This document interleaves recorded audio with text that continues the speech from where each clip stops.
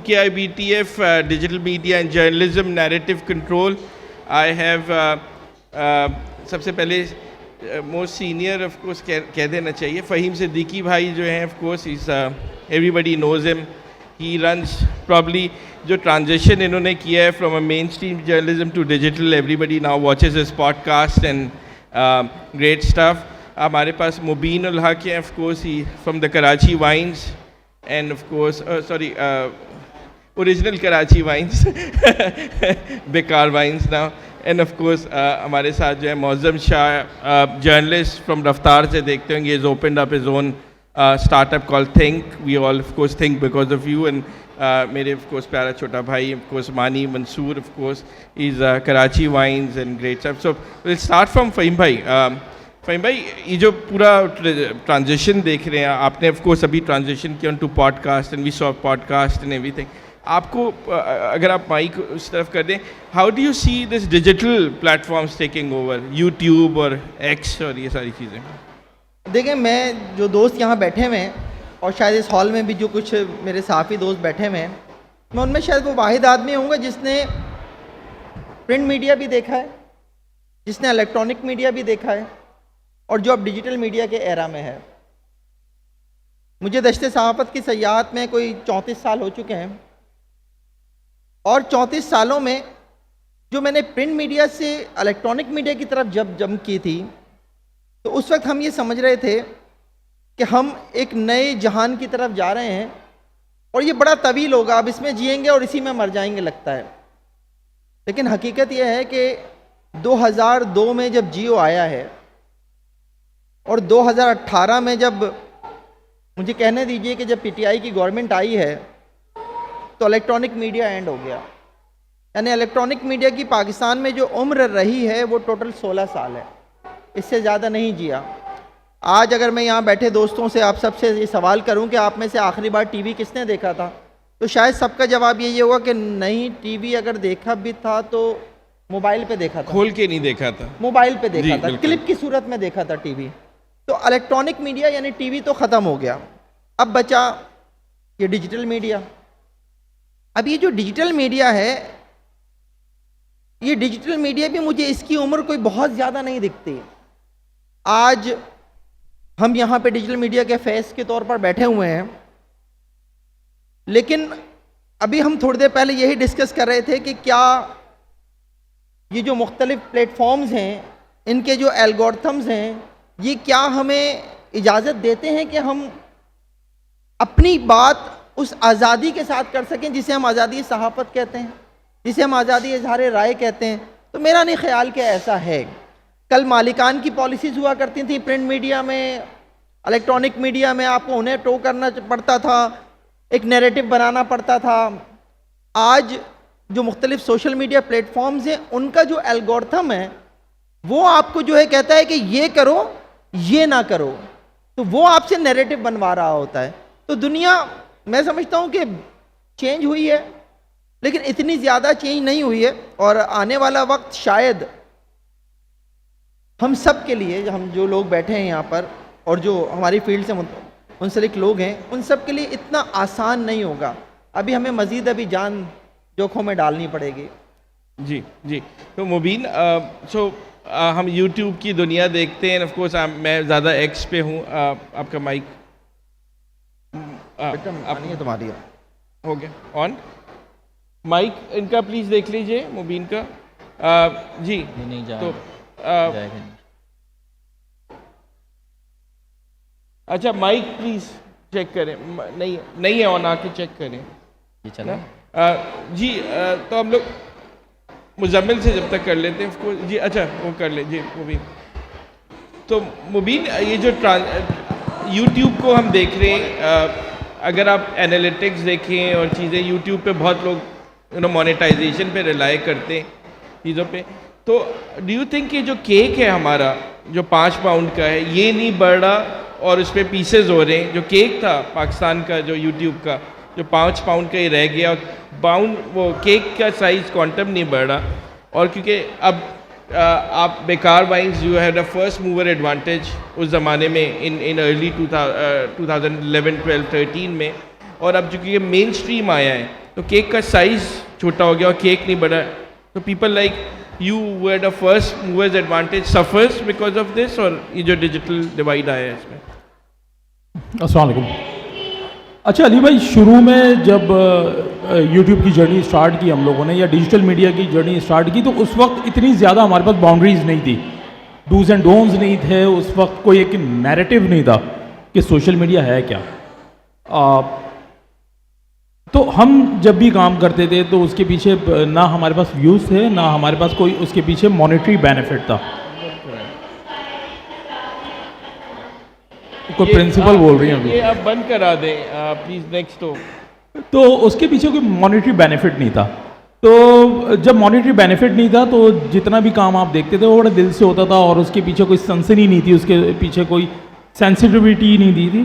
तो आपने देखा ज़्यादातर उस वक्त जो जॉनराज आपको दिखे वो कॉमेडी थे, तो एक ही जॉनरा पे सबसे ज़्यादा काम हुआ। उस वक्त पॉडकास्ट नहीं थे, उस वक्त ब्लॉगिंग नहीं थी, उस वक्त और कोई दूसरा जर्नलिज्म या टीवी के हवाले से कोई वहाँ पे इस तरह का कंटेंट नहीं होता था। फिर लेटर जब आपने 2015 से वहाँ पे पैसा आना शुरू हुआ, मोनेटाइजेशन आनी शुरू हुई, तो बहुत सारी ज़ाहिर सी बात है, जब पैसा आता है किसी भी मार्केट में, जैसा कहते हैं ना किसी ज़मीन पे या किसी एक बंजर ज़मीन पे पानी आ जाए तो ख़ुद वहाँ पे आवाम आके बसना शुरू कर देती है।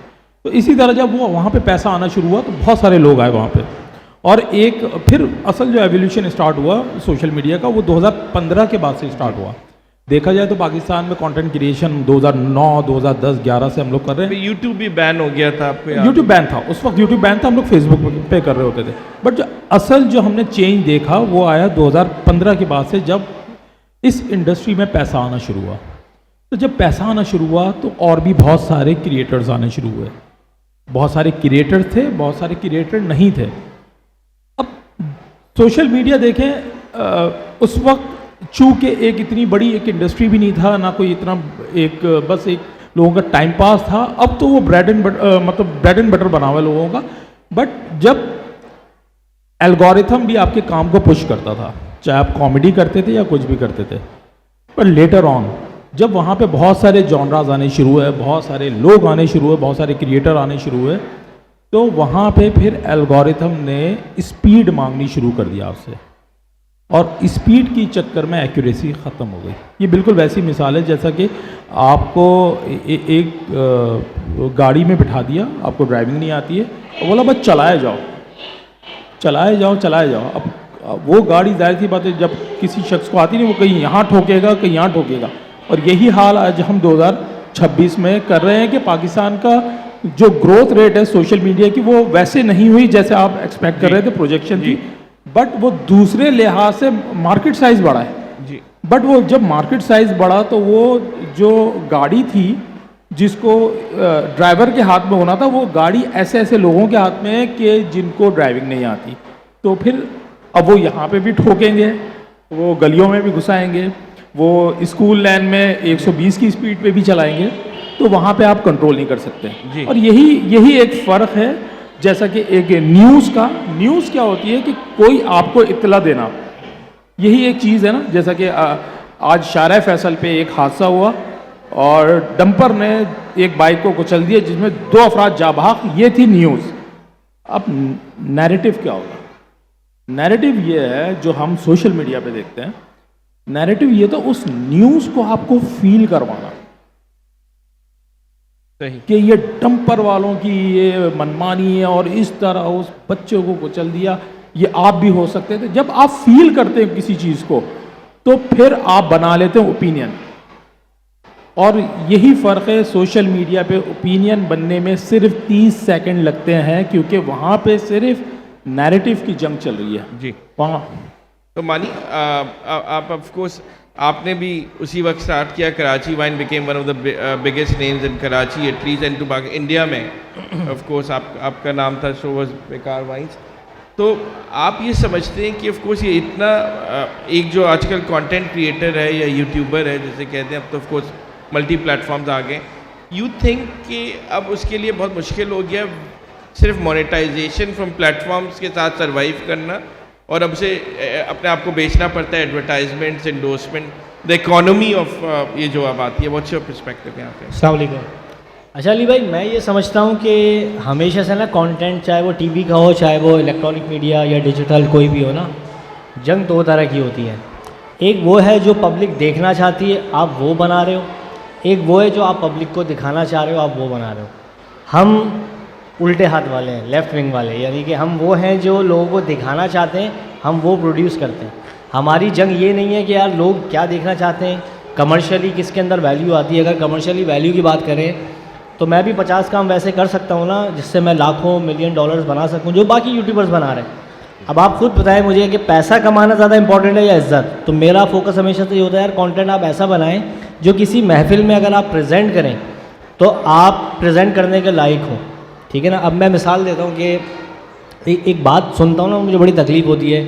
मैं अक्सर न्यूज़ में देखता हूँ कि यार पाकिस्तान के बिगेस्ट यूट्यूबर फला कंट्रोवर्सी, फॉलो कंट्रोवर्सी। यार ये बिगेस्ट यूट्यूबर या बिगेस्ट कंटेंट क्रिएटर का जो पैमाना है वो किस कैटेगरी में है, कौन डिसाइड कर रहा है? क्या नंबर ऑफ़ व्यूज़ के ऊपर अगर बात करें तो माजरत के साथ कुछ फहाशी का जो कंटेंट होता है उसमें सबसे ज़्यादा व्यूज़ होते हैं ना। तो फिर इस लिहाज से तो वो वाले सबसे बड़े पाकिस्तान के कंटेंट क्रिएटर हुए जो फहाशी वाला कंटेंट बना रहे हैं। तो ये ना तरीका ही, हमारी बुनियाद ही गलत है।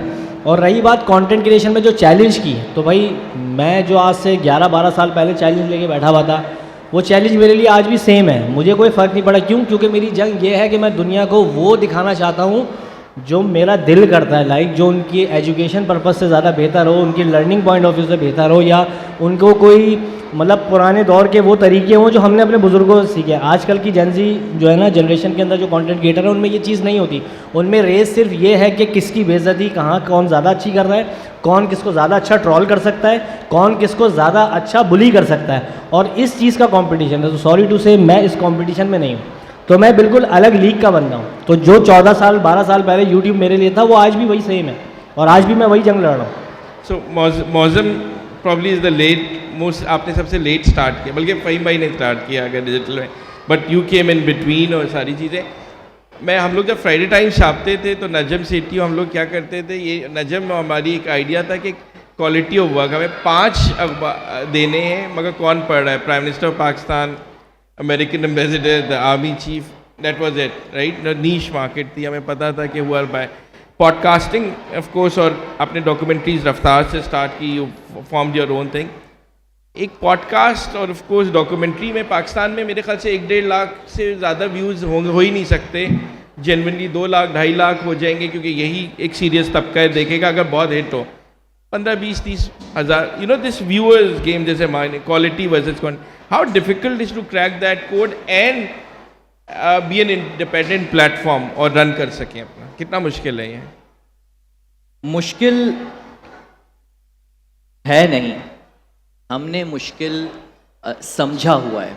सबसे पहली बात तो ये कि जिस प्लेटफॉर्म पर हम काम कर रहे हैं, ये यूट्यूब, फेसबुक, इंस्टाग्राम, टिकटॉक, सबसे पहले आपको ये समझना होगा कि ये प्लेटफॉर्म आपके पाकिस्तान के हैं ही नहीं और पाकिस्तान के लिए हैं ही नहीं। बेसिकली ये प्लेटफॉर्म्स तो वेपन है, जो कि आपका आज इस सेशन का टॉपिक भी है, नैरेटिव कंट्रोल। ये तो नैरेटिव कंट्रोल करने के लिए बनाए गए हैं। इससे पहले आप देख लें, एपी में बीबीसी, CNN, AFP, ये बरतानिया, फ्रांस और अमेरिका, ये 3 ममालिक पूरी दुनिया का नैरेटिव कंट्रोल करते आए हैं। गजा की सूरत हाल में अगर आप देखें तो मुकम्मल तौर पर यह बताया गया कि एक्चुअली इसराइल गजा को जवाब दे रहा है, वहां बच्चे मार रहा है वो, और ये नहीं बता रही थी दुनिया, ये दुनिया के बड़े अखबार ये नहीं बता रहे थे कि वो ये बता रहे थे कि जी वो जवाब दे रहा है, इसका मतलब है गजा से हमले हो रहे हैं। तो नैरेटिव तो दुनिया ने वहां से कंट्रोल करना शुरू कर दिया। फिर दूसरा, ऑब्वियसली प्रिंट के बाद, जैसे कि फ़हीम भाई ने कहा कि जी प्रिंट में पहले नैरेटिव कंट्रोल होता रहा था, फिर उसके बाद टीवी के ज़रिए होता रहा, लोगों ने अखबार पढ़ना छोड़ दिए, फिर लोगों ने टीवी देखना छोड़ दिए, क्योंकि सबको पता था कि ये एक तरफ से न्यूज़ आ रही है। सोशल मीडिया पर यही कुछ हो रहा है, फ़र्क सिर्फ इतना है कि हम समझ नहीं पा रहे हैं। सोशल मीडिया का नैरेटिव भी कंट्रोल्ड है, controlled by America, by Israel. मैं आपको छोटा सा वाकया बताता हूं, बड़ा दिलचस्प है। कुछ दिनों पहले हमने एक डॉक्यूमेंट्री बनाई 2027, उसका टाइटल था 2027 एंड ऑफ मुस्लिम्स। अच्छा, हमें नहीं पता था कि उसके बाद ईरान की जंग शुरू हो जाएगी और ये सारा वाकया हो जाएगा। उस डॉक्यूमेंट्री को बनाते हुए जब हमने व्हाट्सएप पर, क्योंकि हम अपनी स्क्रिप्ट जो है वो व्हाट्सएप पर ट्रांसफ़र करते हैं और उसके बाद हम देख कर पढ़ते हैं, जो तमाम रिसर्च वगैरह होती है, जब हमने उसको पढ़ना शुरू किया, आप यकीन करें वो स्क्रिप्ट आधा था। अब आपके लिए ये बड़ा शॉकिंग पॉइंट होगा कि मैंने स्क्रिप्ट लिखा हुआ जो कि गूगल डॉक पर लिखा है, जब उसे व्हाट्सएप पर डाला तो व्हाट्सएप से स्क्रिप्ट गायब हो गया। किसने कर दिया गायब? व्हाट्सएप से। आपका, ये मेरे पास व्हाट्सएप है भाई, मेरे पास है ये मेरे पास है व्हाट्सएप, ये कंट्रोल्ड है, it is controlled by Israel. हमें पता ही नहीं, हम इसको समझ ही नहीं पा रहे हैं जी। इससे व्हाट्सएप से स्क्रिप्ट गायब हो जाना, क्यों गायब हुआ? क्योंकि उसमें जिक्र था रोथशाइल्ड का, क्योंकि उसमें जिक्र था होलोकॉस्ट का। आपके मोबाइल को, आपके सोशल मीडिया को मुकम्मल तौर पर बैरून मुल्क से कंट्रोल किया जा रहा है। अभी हम बात कर रहे थे कि अप्रैल में एल्गोरिदम उन्होंने चेंज कर दिया, बल्कि फ्रॉम जनवरी, ऐसा ही है फ़हीम भाई, एल्गोरिदम उन्होंने चेंज कर दिया। क्यों चेंज किया? कि उनका नैरेटिव चलाएं। पिछले कुछ दिनों से जब हमने ये डॉक्यूमेंट्रीज चलाना शुरू की ईरान से मुताल्लिक, इसराइल से मुताल्लिक, उन्होंने कंट्रोल कर दिया, शैडो मैन कर देते हैं आपको। इस हद तक कंट्रोल किया जा रहा है। हम पाकिस्तान में अभी तक इसी चीज में उलझे हुए हैं। मैं आ रहा हूं, मैं खा रहा हूं, मैं पी रहा हूं, मैं जा रहा हूं, मैं सो रहा हूं, मैं उठ रहा हूं, जैसे कि अभी मानी भाई ने कहा। अच्छा मौजूद भाई, मैं फ़हीम भाई के पास जाना चाहूँगा। फ़हीम भाई, डिजिटल राइट्स मैं पर्सनली समझता हूँ, मैं बिग एडवोकेट। मैंने एक टेक कंपनी के साथ ऑफ कोर्स एक वर्किंग की कि पाकिस्तान का नेटफ्लिक्स टाइप का हो, तो मैंने वर्किंग की कि एक चैनल जियो ARY जो टॉप चैनल्स हैं वो 150 से 250 मिलियन डॉलर उतारते हैं दुबई में, डिफरेंट कंट्रीज़ में, और पाकिस्तान में डिजिटल राइट्स नहीं देते। I am talking about, just to give you an example, एक एपिसोड पे आपके 20 मिलियन व्यूज़ हैं, तो समथिंग लाइक आप अगर 1 मिलियन पे $1000 भी रख लें, जबकि उनकी इंडिया में भी है, उसमें नॉर्थ अमेरिका, $250 मिलियन तक, 500 मिलियन डॉलर्स तक का फिगर आ रहा है। द डिजिटल और फ़हीम भाई, जैसे आपने शो किए लास्ट, मतलब गॉड मैनी ईयर्स, 20 ईयर्स के किए, क्या आपको रॉयल्टी मिली डिजिटल राइट्स की, या आप समझते हैं कि आपको मिलनी चाहिए? मैं तो पर्सनली बड़ा एक उसमें हूँ कि इंडिया में भी अब आ चुका है कि ऑफ कोर्स आपके पास चेक आता है, चाहे वो ₹5 का हो, चाहे वो ₹10 का हो।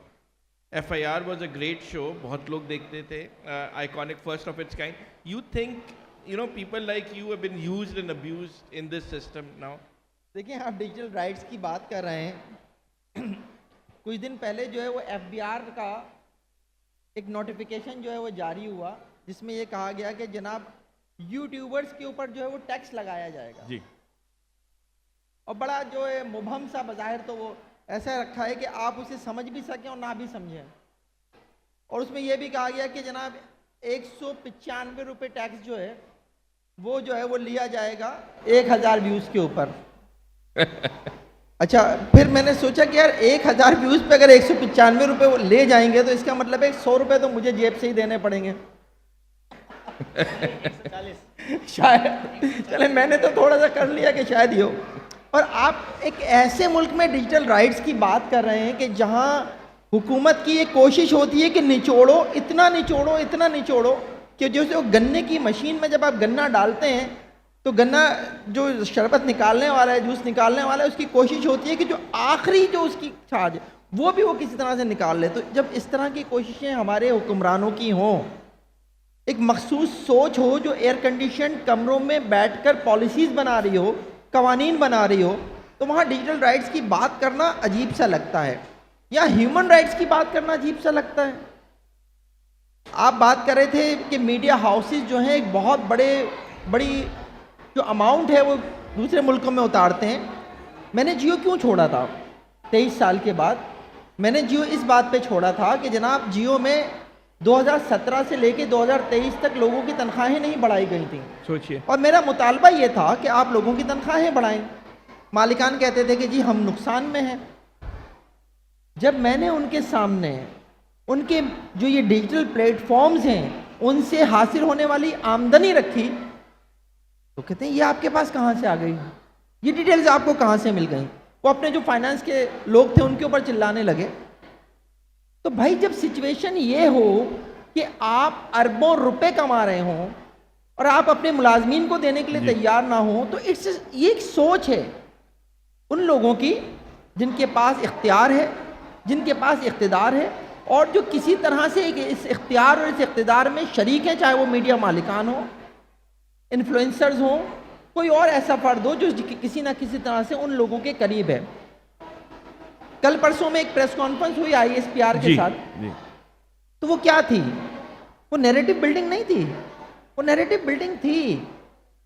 उन लोगों को साथ बिठाया जाता है जिनका कहा हुआ कोई लफ्ज़, जिनका कहा हुआ कोई जुमला जो है वो किसी हद तक आवाम पे जाके असरअंदाज हो सके। मैं इसकी आपको छोटी सी मिसाल दूं ताकि बात आगे भी जा सके, दूसरे साथी भी बैठे हैं।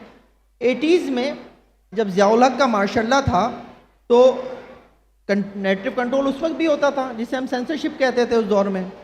अखबार जो है वो छपने से पहले वो इंफॉर्मेशन डिपार्टमेंट में जाया करता था, जहां बैठा हुआ एक मेजर जो है वो ये देखता था कि इसमें से कौन सी खबर कल के अखबार में होनी चाहिए, कौन सी नहीं होनी चाहिए। उसे जो खबर समझ में आती थी कि नहीं जानी चाहिए वो उसको उखाड़ देता था। वो पेस्टिंग होती थी, वो पेस्टिंग पेपर जाता था।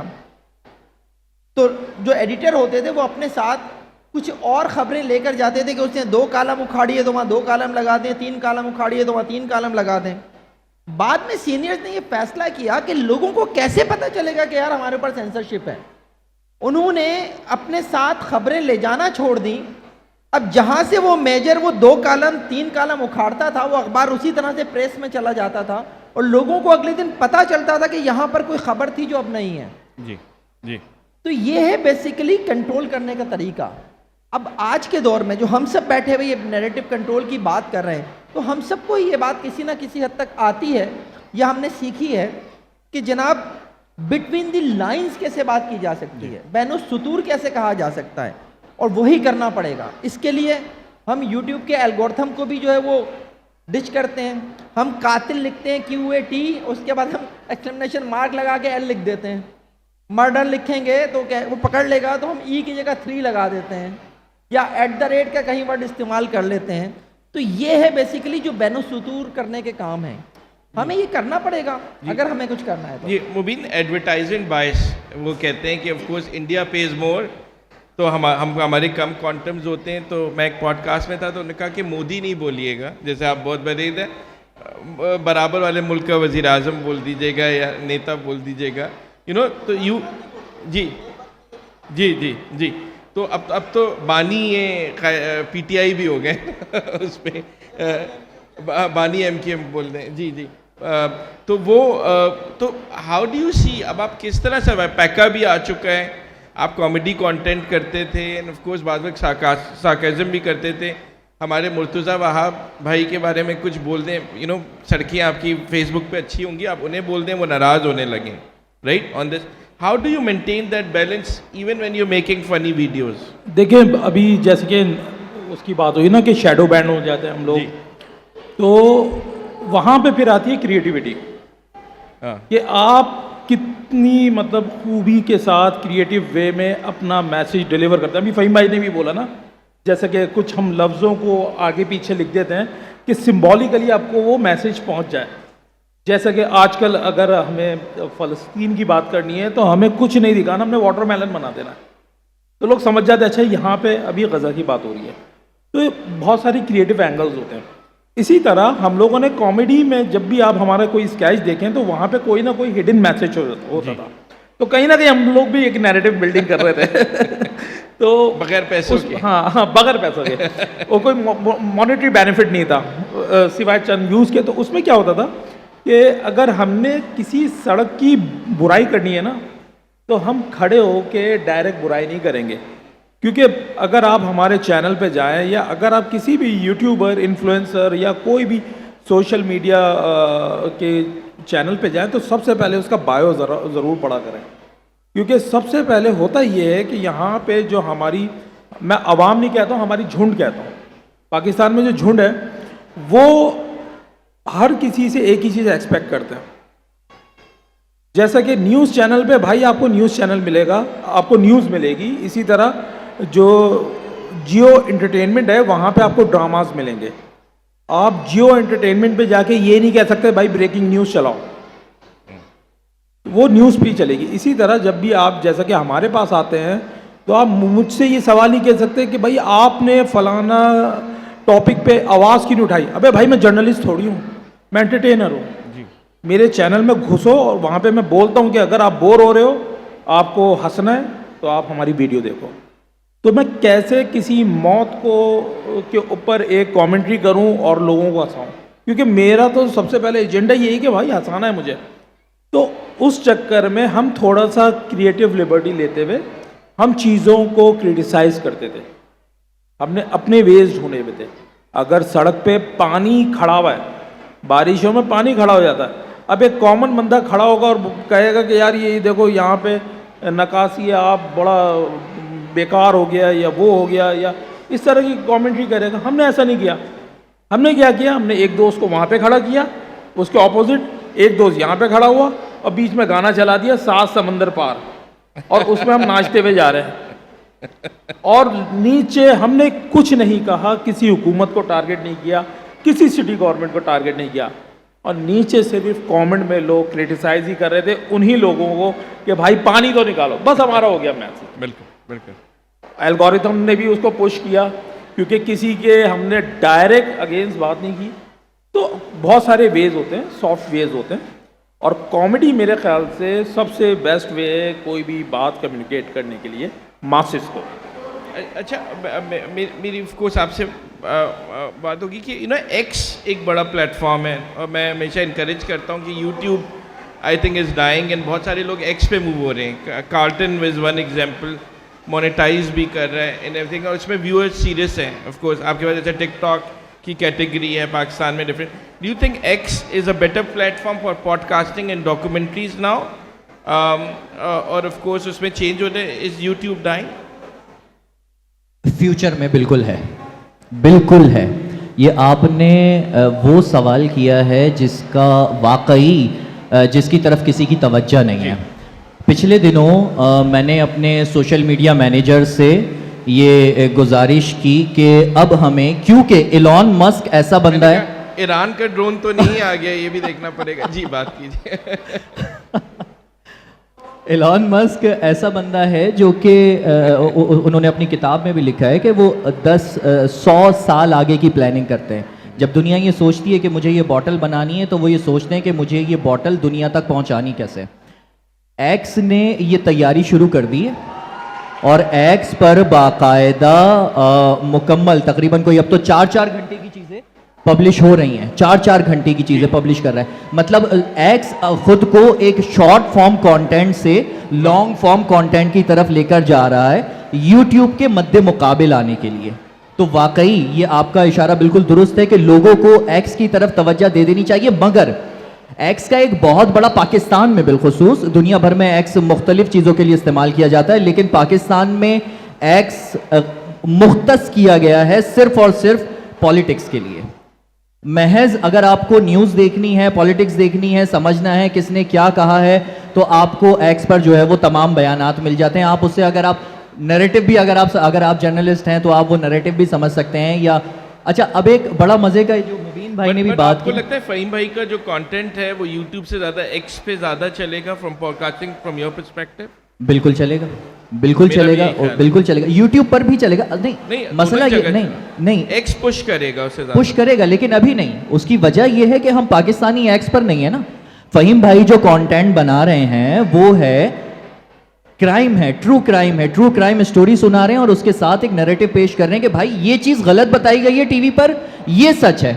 दैट्स वाई लोग फ़हीम भाई को देखने आ रहे हैं, क्योंकि पता है टीवी पर तो सिर्फ इतना बताया जाएगा फला जगह में फायरिंग, 3 अफराद जाँ भाग, लेकिन फ़हीम भाई बताएंगे वो अफराद कौन थे, उनका ताल्लुक कहाँ से था, वो क्यों थे, मुकम्मल स्टोरी मिल जाएगी फ़हीम भाई के पास से। लेकिन देखने वाला कौन है, यूज़र कौन है, वो यूट्यूब पर है, यूज़र एक्स पर नहीं है ना। मसला हमारी सतही सोच का है। हमने खुद को एक डब्बे में बंद कर दिया है। आप तो बहुत बड़ी बात कर रहे हैं सर एक्स, हमारे यहाँ तो टिकटॉक से लोग आगे नहीं बढ़ रहे। आप स्टेट्स तो देखें, आप स्टेट्स देखें पाकिस्तान, वैसे दुनिया भर में, लेकिन पाकिस्तान में सबसे ज्यादा जो यूजर मौजूद है वो टिकटॉक पर मौजूद है। और टिकटॉक पर किस तरह का कंटेंट है आपको पता है। हमारे जो सबसे कम फॉलोअर्स हैं वो टिकटॉक पर है, क्योंकि कोई सुनना ही नहीं चाहता हमसे कि सीधे बैठकर आप जो है वो अभी, बल्कि मजे की बात बताऊं आपको, यहाँ हमारा स्टॉल लगा हुआ है, आपने इनायत की है, बहुत शुक्रिया आपका। कायदे तहरीक भी टिकटॉक पे जी। लेकिन काफी लोग उनको सुनने के लिए आते हैं वहां पर, काफी लोग उनको सुनने के लिए आते हैं। और दरमियान में जो वो मुस्तफा कमाल वाला वाकया हुआ था, तो बहुत सारे लोगों ने वो उन्हीं वीडियोस को शेयर किया था। बहरहाल एक बड़ा मजे का आपको वाकया शेयर करना चाह रहा हूं। अभी कल का आपने स्टॉल इनायत किया, बड़ी मेहरबानी आपकी। मैं स्टॉल पर मौजूद था, यहाँ एक लड़का आया और मुझे देखकर इतना हैरान हुआ कि जैसे उसने कह रहे आप पाकिस्तान में। मैंने कहा भाई क्यों पाकिस्तान में, क्यों? मैं पाकिस्तान में क्यों नहीं हो सकता, मैं पाकिस्तानी हूं, कराची का। मैं तो आपको इंडियन समझता था। मेरे हैरानी के तासुरात के साथ एक मायूसी उसमें शामिल थी। वो ये थी, जब उसके सवाल का जवाब मिला, मैंने उससे पूछा आप क्यों ऐसा समझते हैं कि मैं पाकिस्तानी नहीं हूं, इंडियन हूं? हमारे यहां पाकिस्तान में तो ऐसा कंटेंट कोई बनाता ही नहीं है। दैट्स वाई ये जो आप कह रहे हैं ना कि ये मुश्किल तो था, लेकिन देखें सब अपने अपने जॉनराज में काम कर रहे हैं। ये जॉनरा खाली था कि एक जर्नलिस्ट का क्रिएटिव के तौर पर काम करना, कंटेंट क्रिएट करना, क्योंकि हमारे यहाँ जर्नलिस्ट क्रिएटर नहीं बन पाते। हम वही, आप जो हमारा टीवी पर जो जर्नलिस्ट मौजूद हैं वो 50 साल पुराने दौर में ही जी रहे हैं। वो नहीं समझ रहे कि डिजिटल दौर आ चुका है और उनको कन्वर्ट होना पड़ेगा डिजिटल पर। फहीम भाई ने मौके का फायदा उठा के दुरुस्त टाइम पर अपना यूट्यूब चैनल बना लिया है।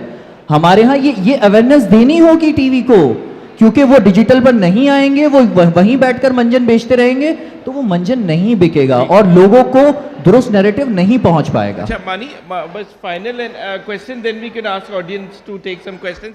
मानी finally 3-1 Pillay sells more in Pakistan than of course serious content. Of course we see that consumerism वाला driven content, and there's Ahmed's podcast हम देखते हैं। You see कि Meta जो है आप पाकिस्तान में मोनेटाइज नहीं हो सकता, right? Obviously have to go through somebody. Why don't you think, of course government को आप लोगों ने एज अ डिजिटल पुश किया कभी to government to get metas of it, because Meta is opening, Pakistan is opening a social media authority, और वहाँ पे Meta by the way is opening in Pakistan next month, right? There opening an office in Islamabad, Twitter and X is opening, because Pakistan is made a social media authority Faheem भाई। और उनका idea ये है कि वहाँ का जो कंटेंट कंट्रोल होता है वो एकदम से उन्हें मैजिस्ट्रेरियल उसमें लाने के लिए, you think that would help अगर पाकिस्तान का मेटा आप डिजिटल इकोनॉमी? देखें 2017 में और 2018 में 2 दफ़ा मुझे सिंगापुर में गूगल के हेडक्वार्टर जाने का मौका मिला, और मेरी वहाँ जो पाकिस्तान के 11-12 लोग जो वहाँ पे काम करते हैं, जो पाकिस्तान के कंट्री को सारा देखते हैं ना, इसके मामला ऑपरेशंस वगैरह, तो हमारा जो कंट्री हेड था वो इंडियन था, रजन भाई, ठीक है ना। तो रजन भाई से मेरी मुलाकात हुई, मैंने उनसे पूछा, मैंने कहा सर आप इंडियन हैं और आप पाकिस्तान के कंट्री हेड है फ़िलहाल ना, तो कैसे इंसाफ हो पाता होगा, मतलब ना कहीं तो आपको होता होगा प्रॉब्लम ना कि यार ये कैसे इसको देखें। और दूसरी बात ये कि वो इतना ज़्यादा सीरियसली उसको देखते भी नहीं थे। 4-5 पाकिस्तान लोगों की टीम थी, वो थी। तो मैंने उनसे पूछा कि आप पाकिस्तान में ऑफिस क्यों नहीं खोलते, या मतलब क्या वजह है ना। उस वक्त तक यूट्यूब ऑफिशियली पाकिस्तान में नहीं आया था। ये मैं आपको बता रहा हूँ 2015-16 की बात बता रहा हूँ मैं, 16 या 17 की ना। तो उन्होंने बोला यार देखें पाकिस्तान जो नहीं है ना हमारा ऑफिस, उसकी एक वजह है, कुछ नहीं पता आपकी गवर्नमेंट कब बैन कर दे हमारा यूट्यूब, कुछ नहीं पता आपके जो इस्लामिक एक्सट्रीमिस्ट जमाते हैं वो कुछ भी सिनेरियो कर दें, क्योंकि ऑलरेडी उस वक्त पाकिस्तान में बैन था ये सारी चीज़ें और अनऑफिशियली ऑपरेट किया जाता था। उस वक्त हम फेसबुक पे बनाते, तो उस वक्त जो मेन इशू था ना जिसकी वजह से वो मेटा और इनके यहाँ पे ऑफिस ना करने के लिए, वो ये थे कि यार किसी भी दिन कुछ भी अपलोड हुआ ये तो हमारा ऑफिस जला देंगे, ये तो हमारा वो हो जाएगा। तो ऐसी जो मतलब यानी कि समझ लें अनस्टेबल सिचुएशन के अंदर अपने ऑफिस क्यों खोलें। तो अब अगर ये ऑफिस आ रहे हैं तो मुझे ऐसा लगता है कि हमारी गवर्नमेंट, हमारे इदारे, उन्होंने इस चीज़ में कुछ सोचा होगा और डेफिनेटली इन लोगों की आपस में कुछ डिस्कशन हुई होगी। तो अगर ये आता है तो बहुत बड़ा बेनिफिट है, अदरवाइज़ हमें फिर वही करना पड़ेगा कि जो इंडियन IT एक्सपर्ट्स हैं उन्हीं के थ्रू हमारा जो अभी तक मैनेज हो रहा है वही होता रहेगा। जी फहीम भाई, फाइनल क्वेश्चन, धुरंधर मूवी आई और उसको BBC ने मेरा उस पर इंटरव्यू लिया, तो मैंने बड़ा फेमस इंडिया में हुआ कि if we don't tell our story somebody else would write on behalf of us. क्योंकि 20 साल बाद बंदा जो एक बच्चा पाकिस्तानी भी देखेगा धुरंधर, तो वो इंडियन पर्सपेक्टिव से देखेगा, क्योंकि हम अपनी स्टोरीज, आपके पास कितनी स्टोरीज होंगी जो कि आप वेब सीरीज़ में कन्वर्ट कर सकते हैं। कितना डिफ़िकल्ट है हम लोगों को समझना। Maryam Nawaz is making a film city, you know, heads off to them, at least वो हो रहा है। मगर हमारे यहाँ भी ऑफ कोर्स कितना इस पर हो सकता है। सिंध गवर्नमेंट ने बाय द वे 8-8 करोड़ रुपए और 5-5 करोड़ रुपए की ऑफ कोर्स अभी ग्रांट्स दिए to film makers and of course उस पर। और फिर कौन से सवाल फिल्म भी मेकर्स को नहीं मिलती हैं करने। वो ऐसी सवाल। ग्रांट? समझ नहीं आता वो पैसे हमारे पास तक कभी नहीं आते। कौन सी ऑफर्स निकलती हैं, कहाँ से निकलती हैं, यही तो अच्छा अली प्रॉब्लम भाई, है। इस चीज़ पे मैं सॉरी मुबीन भाई, एक बात कर दूँ, मुझे ऐसा लगता है कि पाकिस्तान की तरक्की, पता है जिस दिन आपको लगेगा ना, मतलब ये सिनेरियो अगर हो जाए जो मैं आपको बताने वाला हूँ, उस दिन समझ लें पाकिस्तान की तरक्की हो गई। छोटी सी बात कहूँगा, काफ़ी लोग रिलेट करेंगे। मुल्क से बाहर से जब आप आते हैं और माशाल्लाह से जो हमारे इदारे के जो ऑफिसर्स बैठे हुए हैं, जिस दिन आपको लगे ना वहाँ पे कुछ पढ़े लिखे नौजवान आ चुके हैं, तो आप समझ लें मुल्क तरक्की कर रहा है। क्योंकि उनसे जो सवालों के जवाब देने पड़ते हैं, उसी वक्त आके दिल ख़राब हो जाता है कि यार ये कहाँ पुरानी ज़िंदगी में वापस आ गए। जी फ़हीम भाई, फिर एक सेकंड जी। हाँ, जहाँ तक बात है वो अटेम्प्ट करने की ना, जैसा कि धुरंधर जैसी मूवी है वो इंडिया में अटेम्प्ट हो गई और लियारी के ऊपर स्टोरी थी, हम लोगों ने क्यों नहीं अटेम्प्ट की? ये आपको भी जवाब पता है कि हमें कम से कम 6 से 7 डिपार्टमेंट से अप्रूवल लेनी होगी। इतने सारे स्टेक होल्डर्स हैं सिर्फ एक लियारी में। अब तो नेशनल इंटेलिजेंस फ्यूजन सेंटर खोल हाँ, लिया। तो अब आप ये सोचें कि अगर फलाना पॉलिटिकल पार्टी से मैंने अप्रूवल ली तो मुझे उसके ओपोनेंट से भी लेनी है। इसी तरह वहाँ पे गैंग्स हैं, वहाँ पे एजेंसीज कितनी सारी काम कर रही हैं। वहाँ पे आदित्य धार को किसी की अप्रूवल नहीं चाहिए थी, बल्कि उनको तो ग्रांट्स भी मिली हैं, उनके तो कलेक्शन भी बहुत सारे फेक दिखाए गए हैं, क्योंकि गवर्नमेंट उसको पुश कर रही है। क्योंकि एट दी एंड वहाँ पे भी एक नैरेटिव सेट किया गया है, डीमोनेटाइजेशन को सही दिखाया गया है कि वो सही फैसला था। तो कहीं ना कहीं एक एजेंडा था, बट हम क्यों नहीं इस तरह की चीज़ें अटेम्प्ट करते हैं? भाई हमें बहुत सारे ऑब्स्टिकल है हमारे सामने। हाँ, अगर अब कल कला को कोई मुझे बोले कि यार इंडिया के ऊपर फलाना स्टोरी बना दो, तो यहाँ पे 10 लोग आ जाएंगे फाइनेंस करने भी सब, क्योंकि मेरे पास ऑब्स्टिकल नहीं होंगे। इसी तरह इंडिया में बोलो कि ऑपरेशन सिंदूर पे एक्चुअल कोई मूवी बना दे, तो देखता हूँ मैं मूवी वहाँ बनती है कि नहीं बनती। फिर वो हम बना सकते हैं, वो लोग नहीं बना सकते, क्योंकि हमारे पास ऑब्स्टिकल नहीं है, उनके पास बहुत ऑब्स्टिकल आ जाएंगे। तो बात है सिर्फ ऑब्स्टिकल की। जी फाइनल कमेंट। देखिए धुरंधर जो फिल्म बनाई गई, सब दोस्तों ने उस पर बात की कि वो एक एजेंडा मूवी थी।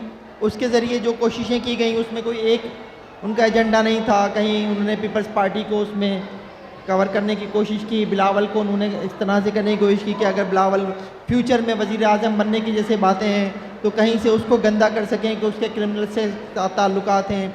लियारी का एक छोटा सा डॉन, लियारी की कुल आबादी जो है वो 10 लाख भी नहीं है, और उस फिल्म के ज़रिए जो है वो कोई 2 अरब के करीब लोगों ने रहमान डकैत को जान लिया। तो वो एक पूरी प्रोपेगेंडा मूवी थी। अब आपकी जो बात है कि ऐसी फिल्म हमारे यहाँ क्यों नहीं बनती, तो भाई मुझसे कोई पैसे लेके ये जो है यूनिवर्सिटी रोड इस पर कोई बना दे, मैं पैसे देने के लिए तैयार हूँ। मसला सारा ये है कि हमारे यहाँ सोच जो है ना वो बड़ी डिफरेंट है। हमारे यहाँ एक वडेरे की, जागीरदार की, सरदार की, नवाब की सोच है। उस सोच से जो है ना निकलना वो बहुत मुश्किल है। वो ये कहता है कि मैंने अगर किसी भी तरह से कोई ऐसी चीज़ आवाम में पहुंचा दी कि जिसके ज़रिए उनमें शऊर आ गया, जिसके ज़रिए उन्होंने रियलिटी को समझ लिया, तो फिर मैं कहाँ खड़ा हूँगा। बिल्कुल। सरदार शाह साहब सिंध के वज़ीर तालीम हैं, पढ़े लिखे आदमी हैं। AI से मुतालिक उनका जो एक हालिया बयान है वो आप सब ने देखा होगा कि AI जो है वो उस बच्चे के हाथ में नहीं जाना चाहिए जो थर में बैठा हुआ, भी उसने कुल्हाड़ी थामी हुई है, अगर उसे AI दे दिया तो वो बिगड़ जाएगा। जब ये सोच हो ना, तो फिर आपका जो ये सवाल है इसका जवाब ही सिर्फ यही है कि एक मखसूस सोच नहीं चाहती कि हकाइक सामने आए। कोई बनाए ना जाके फिल्म जो है वो जो रानीपुर का जो सरदार था जिसने वहाँ पे पूरी एक फैमिली को, बच्ची को अपने महल में रखा हुआ था, बना सकते हैं आप यहाँ पर फिल्म। आप यहाँ पर बना सकते हैं उस लड़की के ऊपर जिसको जो एक ब्यूरोक्रेट की बेटी थी और जिसको जो है मुकद्दम को जिसका तरह से मारा था उसके शौहर ने, आप बना के दिखा दें फिल्म।